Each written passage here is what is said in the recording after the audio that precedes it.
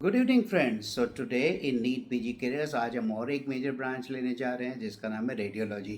जी हाँ, रेडियोलॉजी में हंस इसलिए रहा हूँ कि काफ़ी सारे लोगों ने काफ़ी सारा डिमांड किया था कि रेडियोलॉजी पे कब बोलोगे। जी हाँ, बोलूँगी, मैं अपना टाइम चाहता था। तो दोस्तों, रेडियोलॉजी बहुत ही ग्लैमरस ब्रांच है, बहुत ही डिमांडिंग ब्रांच है। पिछले 30 सालों में अगर इसका रिकॉर्ड देखें तो एक ग्रोथ ही ग्रोथ हुआ है। फर्स्ट रैंक ब्रांच आप इसको बोल सकते हो, along with orthopaedics and sometimes with medicine and dermatology these days. So इसके लिए आपको रैंकिंग बहुत ही हाई लगेगी। इसमें होता है आपका एमडी का कोर्स या डीएनबी का कोर्स, 3 इयर्स कोर्स। दोस्तों, रेडियोलॉजी को समझने के लिए आपको इसे डिवाइड करना होगा। तो जो है, आप जब एमडी करोगे तो आप मेनली करोगे डायग्नोस्टिक रेडियोलॉजी।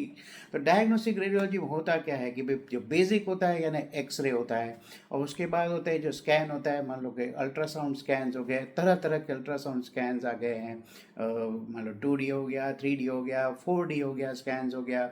उसमें आपका इकोकार्डियोग्राफी भी आ जाता है, डॉपलर स्टडी भी आ सकता है। ये सब कुछ यानी अल्ट्रासाउंड के जो स्कैन्स है वो आते हैं। उसके बाद जो आता है स्कैन, वो आता है सीटी स्कैन। सीटी स्कैन आता है, फिर सीटी स्कैन में भी हाई रैंक आता है। सीटी स्कैन का तो एक होता है साइड कंप्यूटेड टोमोग्राफी स्कैन्स आते हैं। और फिर होता है MRI scan, that is magnetic resonance imaging scan. फिर लास्ट में जो आता है वो है भाई कि पेट स्कैन, जो कहता है पॉजिट्रॉन एमिशन टोमोग्राफी स्कैन। तो है वो जो है वो it's a part of nuclear medicine, लेकिन वो रेडियोलॉजी डिपार्टमेंट में आता है। तो आप जब यानी एमडी रेडियोलॉजी करोगे तो मेनली डायग्नोस्टिक्स करोगे। आपके पास यानी पेशेंट डायरेक्टली भी आता है। इंडिया जैसे कंट्री में मान लो किसी को हुआ कि मुझे शोल्डर पेन है, मुझे ये है, तो भाई मैं डायरेक्टली अपना स्कैन करवा देता हूँ। और इंडिया में ये होता है। नहीं तो जो जनरल है standard practice, the patient will be refer to you by some surgeon or physician or some other person who is treating the patient, and they need your help in diagnosis. दोस्तों, radiology अगर करना है तो आपको ये समझ के चलना होगा कि आपका एनाटॉमी बहुत ही क्लियर होना चाहिए। यानी जब आप एमबीबीएस करें तो आपका anatomy, everything depends on the anatomy. आप सोचिए, जब आपको सीटी स्कैन आता है, सीटी स्कैन कट्स ले जाता है, आपको हर एक ऑर्गन के रिलेशंस पता होने चाहिए कि भाई किडनी कहाँ है, एओर्टा कहाँ है, इंफिया वेना केवा कहाँ है, गॉल ब्लैडर ये कहाँ है, पेल्विक स्ट्रक्चर्स का क्या है। तो सबका रिलेशन, सबका प्रॉपरली यानी थॉरो एनाटॉमी होनी चाहिए, तब आप एक सक्सेसफुल रेडियोलॉजिस्ट बन सकते हो। आजकल सिर्फ एक्सरे इंटरप्रिटेशन से नहीं चलने वाला है। तो अब ये लोग बोलेंगे भाई रेडियोलॉजी में है, मुझे कई लोग ने क्वेश्चन पूछा था कि सर मैं अगर रेडियोलॉजिस्ट बनता तो मेरे कैरियर का होगा क्या। तो वैसे ही है, जैसे आप टीचिंग इंस्टीट्यूट में चले जाओ, प्रोफेसर लेवल पे प्रोग्रेस करोगे, या आप आजकल जो है बड़े बड़े कॉरपोरेट हॉस्पिटल्स हो गए हैं। सो कॉरपोरेट हॉस्पिटल्स में फुल टाइम रेडियोलॉजिस्ट होते हैं, तो you will get a full time job radiologist. उनकी सैलरी काफ़ी अच्छी होती है। यानी इसमें होगा क्या, जब आप कॉर्पोरेट हॉस्पिटल्स में देखते हो तो there are radiologist who are only doing CT scan interpretation, there are radiologist who are doing MRI interpretation, and there are radiologist who are doing only sonography. है ना, या तो हो गया कॉम्बिनेशन की एमआरआई सिटी का एक हो गया, और एक हो गया एक्सरे अल्ट्रासाउंड वाला रेडियोलॉजिस्ट हो गया। So they will have a team of radiologist in their hospital, and they are well paid compare to the other. यानी आप हो गए एमडी मेडिसिन हो गए या ऑफ्थेल हो गया या कुछ हो गया, तो उसके कंपेयर में तो आपकी सैलरी काफ़ी अच्छी होती है। You can have your own diagnostic centre also, लेकिन इसमें इन्वेस्टमेंट काफ़ी तगड़ा होगा। जैसे आप मान लो एक सीटी स्कैन लोगे तो 2 करोड़ का शायद आ जाए, एमआरआई स्कैन शायद 4 से 5 करोड़ का आएगा। अल्ट्रासाउंड मशीन्स भी अगर आप अच्छी क्वालिटी के लेंगे तो 50-60 लाख के अल्ट्रासाउंड मशीन आते हैं, 25 से नीचे का तो कोई भी नहीं आता। तो ये है कि भाई जो इन्वेस्टमेंट काफ़ी तगड़ा होता है। दूसरा कि कंपटीशन बहुत ही बढ़ गई है। यानी कॉरपोरेट हॉस्पिटल्स के पास अपने ही स्कैन्स हैं, अपने ही हैं, तो वो इन हाउस स्कैनिंग करते हैं। बाहर से भी पेशेंट उनके यहाँ आ सकते, रेफर हो सकते हैं, और बड़े बड़े सेंटर्स खुल चुके हैं। हाँ, एक हो सकता है कि भाई इंडिविजुअल नहीं, तो आप क्या कर सकते हो कि भाई आप जो है ग्रुप प्रैक्टिस कर सकते हो। मान लो 5 या 10 रेडियोलॉजिस्ट मिल के एक बड़ा सेंटर बनाए। और दूसरा जो ट्रेंड चल रहा है वो चेन ऑफ सेंटर्स बना रहे हैं। मान लो आपने ब्रांड बना दी कि भाई एक ब्रांड बना दी फलाना फलाना डायग्नोस्टिक सेंटर, और ब्रांड बना दी। मान लो बॉम्बे जैसा सिटी है, अहमदाबाद जैसा सिटी है, इसमें भी आज सबर्बन एरियाज बहुत डेवलप हो गए। तो मान लो यहाँ अहमदाबाद सेंट्रल में एक सेंटर है, मान लो Ahmedabad south, north, east, west में अलग अलग सेंटर्स है। यानी यू टारगेट पॉपुलेशन लगा के 15-20 लाख के पॉपुलेशन में एक में ऐसा बड़ा सेंटर बना दो। दूसरा होता है इसके because the branch is purely on the referral system, you need to have a very good network with all possible type of consultants, यानी हर एक कंसल्टेंट्स को आपको कॉन्फिडेंस में लेना है, उनके साथ नेटवर्किंग बनाए रखना है, आपको सर्विस प्रोवाइड करना है। मान लो किसी पेशेंट को ट्रांसपोर्ट करना है, आप यानी एम्बुलेंस से पहुंच जाए, या जब पेशेंट आता है, पेशेंट घंटों कई बार वेट करना पड़ता है, तो उनको आप सर्विसेज कैसे देते हो, कितना क्विकली आप स्कैन्स करते हो और कितना क्विकली आप रिपोर्टिंग करते हो। तो उसके लिए आपकी टीम बहुत ही एफिशिएंट होनी चाहिए, आपका ग्रुप बहुत ही एफिशिएंट होना चाहिए और एक पिन पॉइंट डायग्नोसिस होना चाहिए। डायग्नोसिस आपका परफेक्ट हो, आप तो सर्जन्स को, फिजिशियंस को, क्रिटिकल केयर वाले खुश, तो आपके यहाँ वो स्कैन्स भेजते रहेंगे। लेकिन कंपटीशन काफ़ी ज़्यादा है, ये आप मान के चलिए। उसके कारण क्या हो रहा है, स्कैन्स के रेट भी कम हो रहे हैं। 1995, 94, 95 में जब था, my father when he got a stroke, there was only 2 CT scans in the whole city of Ahmedabad. 2 ही सीटी स्कैन थे, सीटी स्कैन मशीन, और आज मैं मानता हूँ एटलीस्ट 500 सीटी स्कैन हो सकते हैं अहमदाबाद में। थोड़ा एग्जाजरेट नहीं कर रहा हूँ, मगर होंगे 100-200 से ज़्यादा तो सीटी स्कैन होंगे ही होंगे अहमदाबाद में, शायद ज़्यादा ही हो। डायग्नोसिस सेंटर्स भी इतने सारे खुल चुके हैं, हर एक कॉर्पोरेट हॉस्पिटल के बाद अपना ही सेंटर है, तो कंपटीशन काफ़ी है। तो बेसिकली है कॉर्पोरेट प्रैक्टिस कीजिए, सर्विस कीजिए और जॉब सेटिस्फैक्शन लीजिए, that will be the way to go. दूसरा, आप इस कैरियर में क्या कर सकते हो कि भाई you can do super specialization. बहुत ही तगड़ा, बहुत ही डिमांडिंग, बहुत ही ग्लैमरस ब्रांच है जो है इंटरवेंशन रेडियोलॉजी। आप किसी को भी बोलो कि आप क्या कर रहे हो, तो भाई मैं डीएम इन इंटरवेंशन रेडियोलॉजी कर रहा हूँ, या डीआरएनबी यानी डीएनबी इन इंटरवेंशन रेडियोलॉजी कर रहा हूँ, सुपर स्पेशलिटी ब्रांच है, 3 years after the MD you are doing intervention radiology. जिनको इस ब्रांच में यानी कंपटीशन बहुत है, नीट सुपर स्पेशलिटी में मान लो आपको नहीं मिला, तो आप 1 या 2 साल के कई जगह पर फेलोशिप्स होती है, या फिर सर्टिफिकेट कोर्स होते हैं, क्रैश कोर्स होते हैं, कुछ भी करके आप यानी एक्सपीरियंस गेन कीजिए and you can become an intervention radiologist.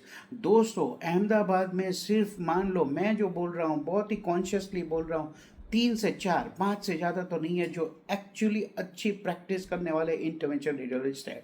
अच्छा, इंटरवेंशन रेडियोलॉजिस्ट करता क्या है भाई? इंटरवेंशन रेडियोलॉजिस्ट है वो इंटरवेंशन, यानी जैसे आप कहते हैं इंटरवेंशन कार्डियोलॉजिस्ट, तो वो क्या करता है, आपके वास्कुलर सिस्टम से खेलता है, आपके ऑर्गन से खेलता है, यानी इंटरवेंशन, यानी अंदर नीडल डालते हैं, पिन डालते हैं, यानी ये सब करते हैं। तो इंटरवेंशन रेडियोलॉजिस्ट का रोल क्या है? एक तो डायग्नोस्टिक होता है, कई जगह एंजियोग्राफी करते हैं। मान लो आपको कहीं पर एन्यूरिज्म हुआ, मान लो ब्रेन स्ट्रोक हुआ, एन्यूरिज्म है आपके ब्रेन में, तो मान लो सर्जरी के अलावा एक ऑप्शन होता है इंटरवेंशन रेडियोलॉजी। इंटरवेंशन रेडियोलॉजी वहाँ कैथेटर डाल के वो देखते हैं, वो एन्यूरिज्म को लोकेट करते हैं वहाँ पर डाई डाल के, और वहाँ पर उसको जो एन्यूरिज्म है उसको ब्लॉक कर देते हैं, उसके फीडिंग वेसल को। वो एम्बोलाइजेशन कर सकते हैं, या फिर वहाँ स्प्रिंग या कॉइल डाल के उसकी ब्लड सप्लाई बंद करके एन्यूरिज्म को कोलैप्स कर सकते हैं।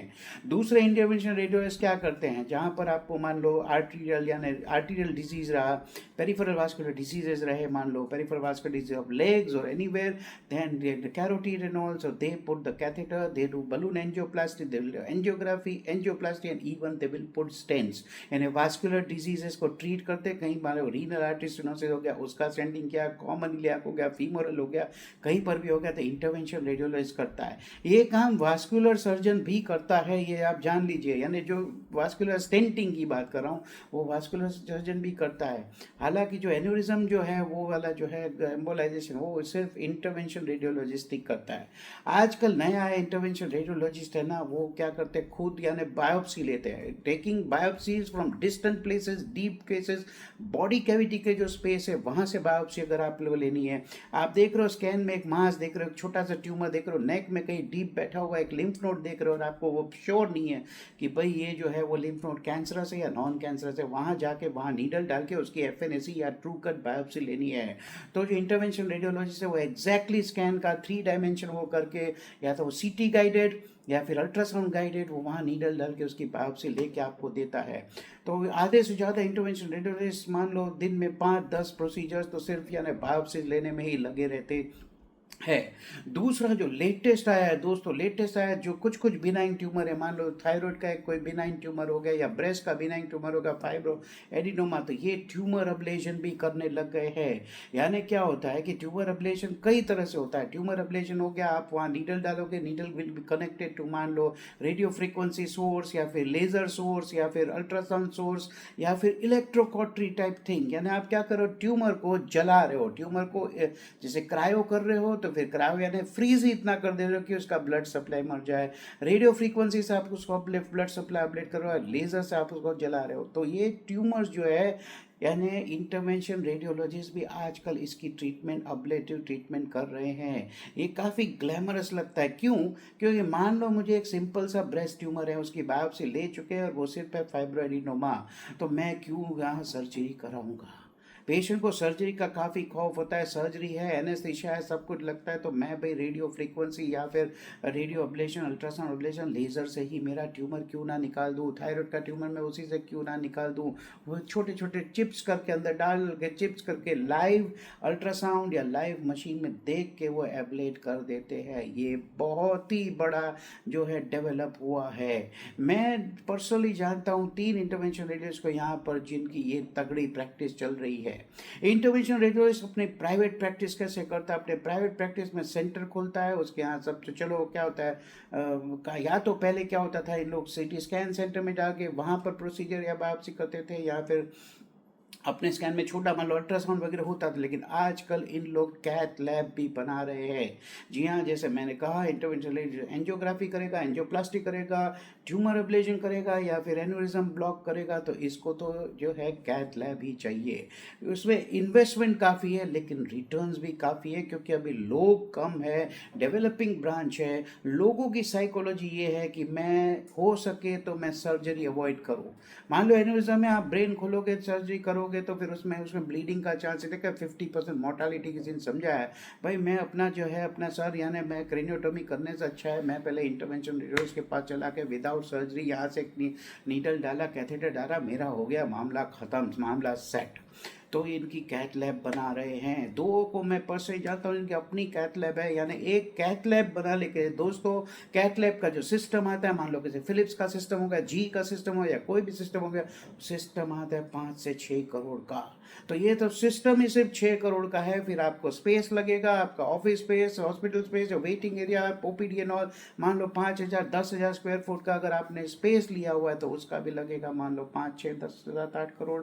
तो 15 से 20 करोड़ का इन्वेस्टमेंट, 10 15 करोड़ का इन्वेस्टमेंट तो कहीं नहीं गया, लेकिन इन लोगों को रिटर्न्स काफ़ी मिल रहा है। तो बहुत ही ग्लैमरस ब्रांच है। Intervention radiology is the thing to go. यानी रेडियोलॉजी कर रहे हो तो इंटरवेंशन रेडियोलॉजी करना है। दूसरी एक ब्रांच जो मिस हो रही है, यानी यहाँ पर लास्ट में मेंशन करेंगे, वो है न्यूक्लियर मेडिसिन। न्यूक्लियर मेडिसिन में न्यूक्लियर स्कैन्स होते हैं, तो कई रेडियोलॉजिस्ट है वो सिर्फ न्यूक्लियर मेडिसिन में एक्सपर्टाइज करते हैं। पेट स्कैन जो आपके का पॉजिट्रॉन एमिशन टोमोग्राफी है जो होता है, उसमें रेडियो एक्टिवली रेडियो लेबल्ड यानी ग्लूकोज आप डालते हैं, तो that is particularly for diagnosing cancer tumours all around the body.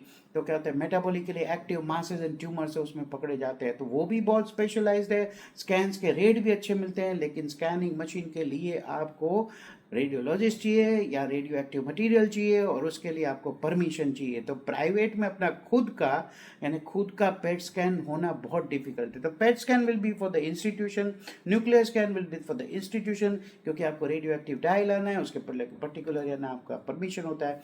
लेकिन बाकी सब चीज़ें आप एज ए रेडियोलॉजिस्ट अपना सेंटर बनाओ, अपना कैथ लैब बनाओ, आप इंटरवेंशनल बनाओ, आप बहुत ही कुछ कर सकते हो। तो ये हुआ भाई रेडियोलॉजी। कितना सारा बोल गया मैं और कितना सारा कर रहे हैं ये लोग, काफ़ी तगड़ी प्रैक्टिस। हाल में तो काफ़ी सारा इनका दबदबा चल रहा है। मुझे किसी ने क्वेश्चन पूछा था कि सर कि भाई आगे जाके इनका क्या होगा, मान लो आर्टिफिशियल इंटेलिजेंस और एआई जब आ रहा है, तो एआई में क्या होने वाला है, एआई में का रेडियोलॉजी पर असर होने वाला है। तो मैं ना नहीं बोलूँगा। क्या है ना कि भाई आपको स्कैन है, स्कैन तो मशीन ने कर लिया, आपने देख लिया, आप स्कैन को इंटरप्रेट करना है। तो क्या एआई इंटरप्रेट कर सकता है? जी हाँ, एआई इंटरप्रेट कर सकता है। एआई आपको मान लो है तो इसमें होने क्या वाला है कि एआई के इतने सारे मॉड्यूल्स इतना जब आ जाएगा, अभी नहीं मगर मान लो 5 साल 7 साल के बाद ऐसा हो सकता है कि मान लो जिस हॉस्पिटल में, जिस कॉर्पोरेट हॉस्पिटल में आप 10 लोग यानी रेडियोलॉजिस्ट उन्होंने लगाए हुए थे, उसमें से मान लो सिर्फ 2 या 3 रेडियोलॉजिस्ट लगाए गए तो चलेगा। एआई आपको रिप्लेस नहीं करेगा, लेकिन आपका नंबर ऑफ एम्प्लॉय आप डिक्रीज हो सकते हो। क्यों? क्योंकि जो 10 रेडियो मान लो उनके पास 100 स्कैन्स आ रहे हैं रोज के बड़ी हॉस्पिटल में, तो उनको देखने के लिए जितना टाइम लग रहा है, तो एआई तो इनको आधे घंटे में इंटरप्रेट करके देना देगा। फिर इनको तो क्या करना है, सिर्फ कोरोबरेट करना है। एआई ने कुछ कुछ रूल आउट कर दिया, मेरे को सिर्फ मेन मेन फोकस जहाँ एरिया है वहाँ देख के अपना ह्यूमन इंटरप्रिटेशन दे के मेरे को सिर्फ साइन करना है। यह रिप्लेस नहीं करेगा, क्योंकि आप डॉक्टर हो और डॉक्टर का साइन डॉक्टर को रिप्लेस नहीं कर सकते, डॉक्टर को तो साइन करना है, तो साइन तो रिपोर्ट डॉक्टर ही करेगा। लेकिन 10 डॉक्टर के बजाय 2 या 3 डॉक्टर से भी काम चल सकता है। लेकिन दूसरा है कि भाई इंटरवेंशन जब करोगे तो इंटरवेंशन जो है वो जो है एआई कैसे करेगा? आपको गाइडेंस दे सकता है, प्रोटोकॉल दे सकता है, डायरेक्शन दे सकता है, मगर नीडल तो आपको डालनी ही है, कैथेटर तो आपको ही चढ़ाना है, अब्लेशन की सुई तो आपको ही डालनी है। तो एआई जो है मैनुअल वर्क है, जहाँ अपना जो मैनुअल फिजिकल स्किल्स का काम आता है, तब एआई रिप्लेस नहीं करेगा। यानी डायग्नोस्टिक रेडियोलॉजी में AI will affect, intervention radiology still is the par to go, लेकिन उसमें सीट्स कम होगी, कंपटीशन आगे जाके बढ़ेगा। फिलहाल तो बहुत ही रोबस्ट है। So those who are selected, those who got a good rank and they're selected to go for interventional radiology, मैं all the best for them। and type A city में भी आजकल इनका दबदबा है, तो मैदान काफ़ी खुला है। Type B type C city तो अभी काफ़ी बाकी है, तो 5-10 साल तक तो ये चलता रहेगा। अभी जैसे अहमदाबाद जैसे सिटी में भी आप खुल के प्रैक्टिस कर सकते हो। तो आज के लिए इतना ही। I hope this video helps you to select radiology as a career. If you like my video and content, then you please like, share and subscribe my friends, because I am seeing in the comments that people are saying that this is the first time we are getting such a detailed outlook। MBBS students उनको पता नहीं चल रहा है क्या है, माँ बाप डॉक्टर नहीं है, पता नहीं है मेडिकल फील्ड में क्या है, मैं अकेला फर्स्ट जनरेशन डॉक्टर हूँ, इस तरह के प्रश्न मुझे आ रहे हैं। तो आपके लिए ये है, मैं मेहनत कर रहा हूँ, आप और लोगों को हेल्प कीजिए, मैं आपको हेल्प कर रहा हूँ, आप स्प्रेड कीजिए इसे और हेल्प कीजिए चैनल को ग्रो करने के लिए। एंड और कोई भी सवाल है, next session I put Q&A, जो मेन क्वेश्चन एंड आंसर मुझे आए हुए हैं, मैं उसके लिए एक सेपरेट से शॉर्ट्स के वीडियोस बनाने वाला हूँ। ये डिसीजन मैंने लिया हुआ है। So for today this is too much. Next we'll come up with some other video, probably shorts on particular questions that people have asked. Thank you all. Comparing two branches. Thank you very much. Good night. Have a good day.